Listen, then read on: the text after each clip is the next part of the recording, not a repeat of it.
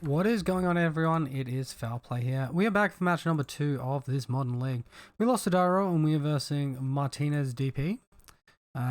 Currently, we have got a hand with like one very weak creature and nothing very good to protect it. So I'm definitely going to be mulliganing. Before we get into it though, I'd really like to know, does anyone know how to do this? How? He's put some little character. It's crazy. No idea what's going on there. Well, we have to go to 5. Our opponent's keeping a 7. Alright, well, this will do. We'll keep this. I'm going to bottom a land. And I guess a creature, and I'm just dead to a Thoughtseize. But, like, I don't think we can really go any lower here. Or we'd be top decking a creature anyway. Alright, well, let's get our guy down. Let's pass the turn. Opponent with the concealed courtyard. You'd have to assume they have a fatal push or path to exile.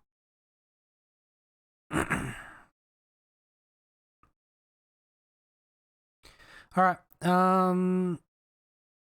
So, like, best play around Liliana of the Veil. Make sure that this Bogle hits the battlefield next turn. Looks like they're a Stoneblade deck.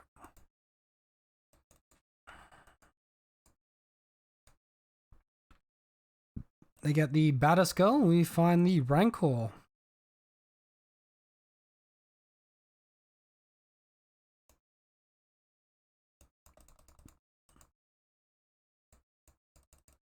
Well, we can't really attack into this, so let's just pass the turn.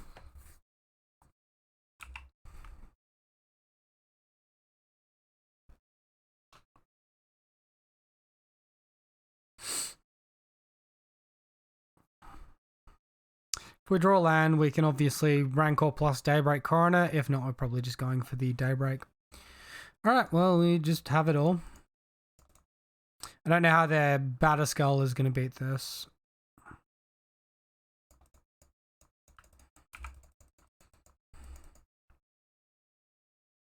They can, of course, get a Sword of Fire and Ice, Feast and Famine, and just attack through us, and then they're gaining as much as we can each turn.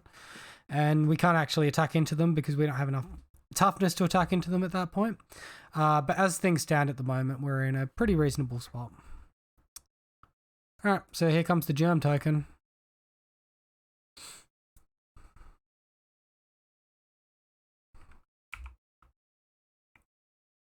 Unless my opponent has some way to deal with my enchantments main deck, like Kaya. Oh, he gets the Feast and Famine as well? Damn. Frickin' watch out. Opponent's got the heat going on here. It's a big yikes. Feast and Famine's definitely a bit of a beating there. Bitter Blossom. Sack this Canopy. Hey, that's a good one. Let's go ahead and play it. We are, like, our opponent's gaining 6 a turn, but we're gaining like 10 a turn, or at this point, 12 a turn. Sorry, 20 a turn. Alright. So we'll attack on in.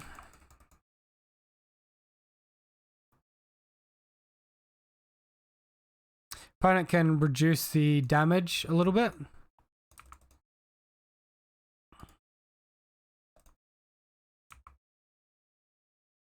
So they're a Bitter Blossom deck, huh? Interesting stuff. So yeah, I guess technically we're not gaining 20 there. We're only gaining 8, but it still puts us in a decent spot. And we are sort of winning this race a little bit here. Although, wait, our opponent gained 6, so we only dealt 2 then? Fuck off, man. I hate these Skyclave decks. This is frustrating. Goodbye. Wow, he goes after the Ethereal instead of the Daybreak. That's interesting.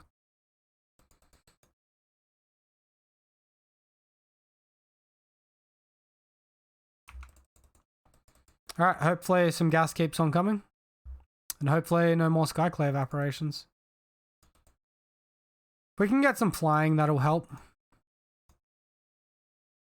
Jesus Christ, what else has our opponent got? Or is he equipping this onto Skyclave? Alright, there's the main deck Kaya's Guile with Entwine. Hey, we find the flying though, so we'll take that. I have to say we're probably in a bad spot here. I just feel like his deck's going to do that little bit more.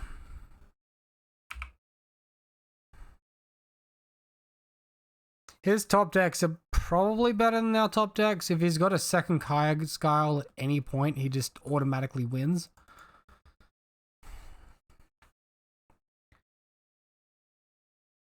As far as like the board state is concerned at the moment, it's a bit of a stalled out spot though, because we both have insane amount of life gain. Has he really got a second one?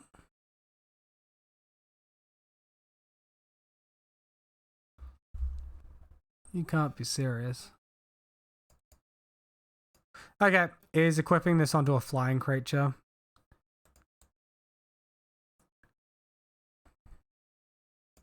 And then post-combat, he's going to equip the Sword of Feast and Famine across when his land's on tap. Wonder if he's going to Field of Runos. It doesn't make a huge impact on our anything. But, you know, we can no longer attack our opponent at this point. This is a tricky spot.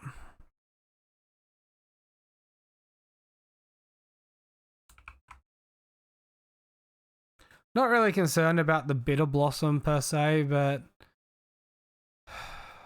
him getting that sort of Feast and Famine for free was a bit gross. Now he's getting Fire and Ice as well. He's going to be drawing like crazy every turn. And we've got to deal with 9 power on toughness and get our toughness up to 9. Pretty much we need Ethereal Armor at this point to get any damage through.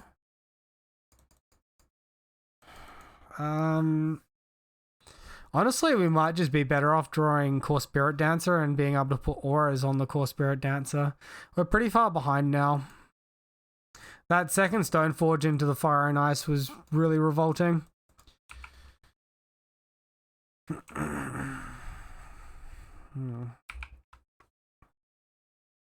definitely like not over yet, but it's pretty close to over, right?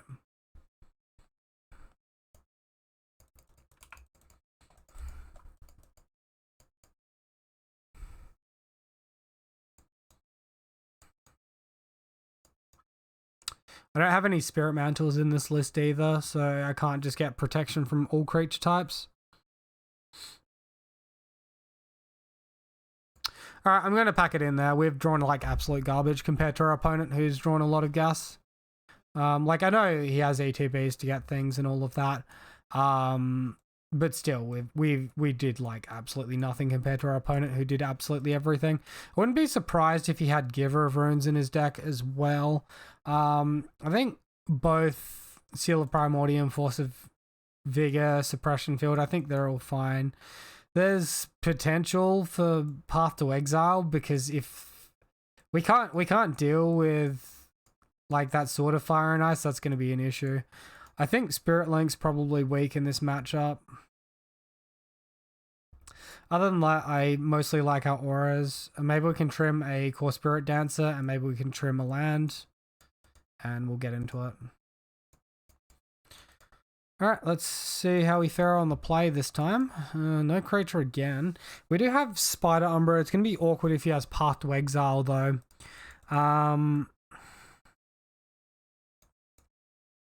So, like, good auras. If they Inquisition away our Spider Umbra, though, we're probably in a bad spot. Alright, well, this hand looks infinitely better. We're going to keep. And I might actually bottom the Daybreak Coronet here. So that I have a... No, I'll get rid of the Spider Umbra, actually. This will give me a good, like, turn 2 play no matter what. I might be able to lock my opponent off with Suppression Field. And if not, we can All That Glitters, attack. Alright, well there's the turn 1 Inquisition. Obviously we could like keep our Leyline of Sanctity is in against her opponent, it would stop this Inquisition. I'm on the play. I'm going to get my Hexproof creature down. I don't really care about it that much. I just, like, I can't afford to go down on auras as much as I can have my hand interacted with in this spot. I guess if I remove the suppression field from the list, then maybe that's a different scenario.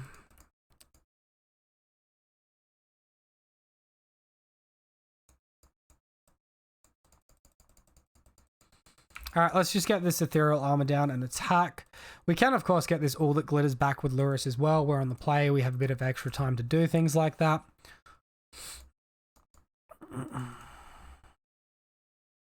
For opponents, play is Stoneforge Mystic here. Of course, we jam the suppression field. Alright, his play is Dark Confidant.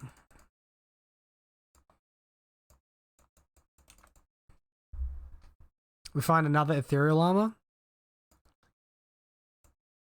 I'm fine just running out the suppression field here and attacking. It stops Liliana of the Veil as well, which is pretty important for us at this point. Game 4, when we're on the draw, I'll probably bring the ley lines back in, by the way.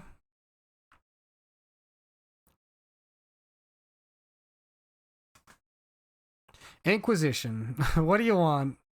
He gets rid of the Ethereal Armor. Does my opponent have Disenchants? Is that what's going on here? Also, like, this is the least number of fetches he's probably ever played in his life.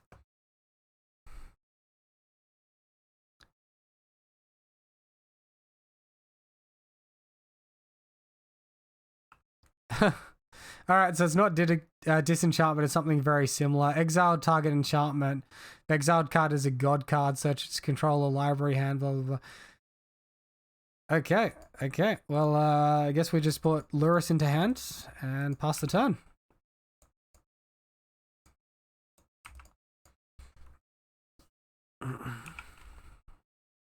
But it revealed Sword of Fire and Ice, and he actually drew that Inquisition off the top of his library.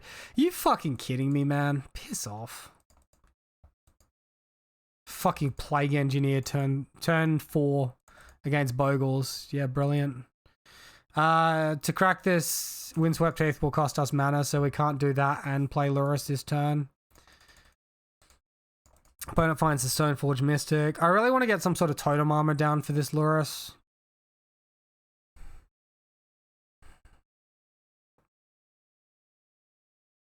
Sword of Fire and Ice, don't forget, is going to cost 4 to equip.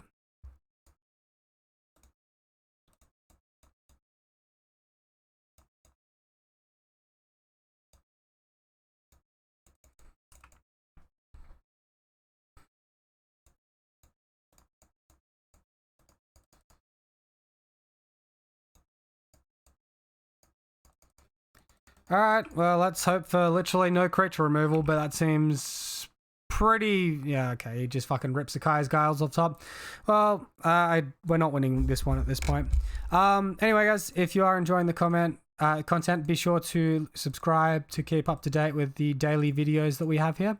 As always, if you enjoyed the video, make sure to let me know down below, comments, likes, etc.